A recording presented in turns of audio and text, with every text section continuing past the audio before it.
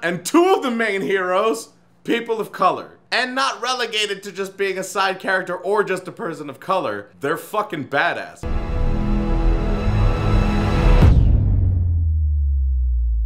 What's up, you guys? Welcome to Boss Level 8, where we make fun of movie critics. We watched season 2 of Marvel's Iron Fist. Critics in season 1 were like, eh. And then in season 2 they were like, eh.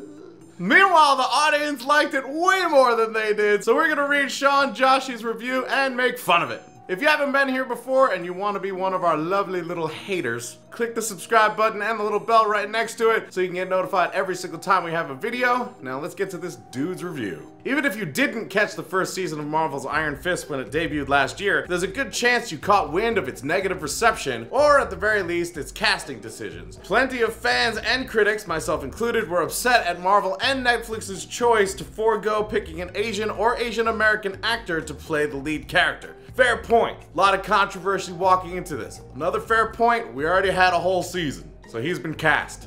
And I feel like it's time to take this season and just see if it's a good season. It's just kind of what's happened now. Like you have a whole season of basketball with like some player that was picked. And you were like, oh, you shouldn't have picked that player. And then the whole season to be like, oh, fucking, they shouldn't have picked that player. Well, now he's there. He's part of the team now. You just gotta see if it's a good season. Or just pick a different team. There's other shows. Casting controversies aside, thank you. Iron Fist Season 1 had a myriad of other problems to contend with. Unfortunately, none of them have been fixed for its sophomore season. I can't wait to hear this because this is a very, very different season. But let's do it. While most of the cast has moved on to a new chapter in their lives, Iron Fist is still steeped in the same problematic writing that plagued the first season. Sure, the dialogue is largely devoid of the pervasive stereotypes of the original comic books, but most minorities / people of color on screen are largely relegated to being gang members or one-dimensional side characters whose... we did not watch the same show. Or you stopped at like episode 2. Somewhere around episode 2. I mean, just the main villain is a person of color. The side villain's white as fuck.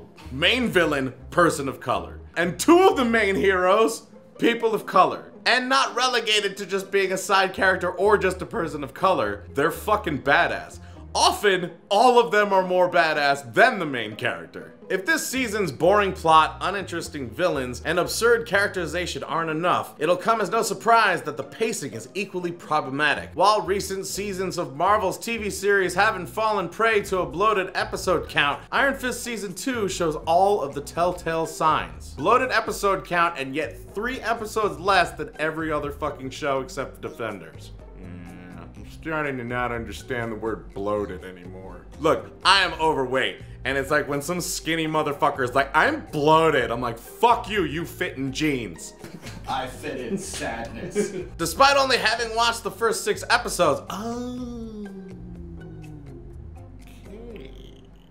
that makes a lot of sense. Kind of. I still feel like you shouldn't say that after 6 episodes, maybe after like 3, but like once you get to the next 3, and also like, isn't episode 6 where all of the stuff happens with Misty and Colleen? Spoiler alert, but I didn't really spoil anything. I literally just said 2 characters did stuff. They make out. Yeah, they don't make out, but they do. Not really. But I feel like that's 2 female people of color who kind of did awesome things and weren't just like side characters and like owned the fucking screen. So even though you only saw the first 6 and didn't actually get to the 10 that the season is, I still feel like you should have realized that your foot's in your mouth a little bit.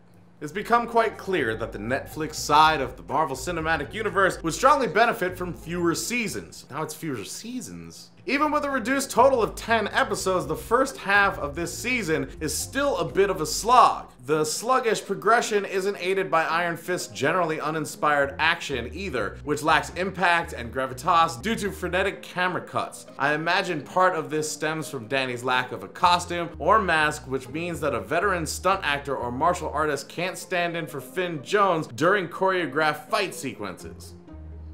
Man, that was a lot to take in. So it was like, we want less episodes. There are less episodes. Maybe it should be less seasons. Also, this is kind of boring because that guy can't fight. Let's slap a costume on him. Also, let's not do all of the fight cutting that we normally do in movies and television that make fight scenes look cool. Let's just put him in a costume. That'll solve it. Also, you're clamoring for a costume, and they did. They put a costume on him.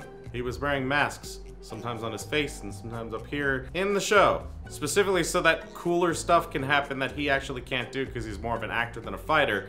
So he did, you got what you asked for, so I don't get either end of it. Although most of the second season's been a disappointment, Iron Fist's single saving grace is the relationship between Colleen Wing and Detective Misty Knight. Oddly enough, the saving grace of this show is again 2 people of color who are also women, which earlier you said were just side characters and being used poorly.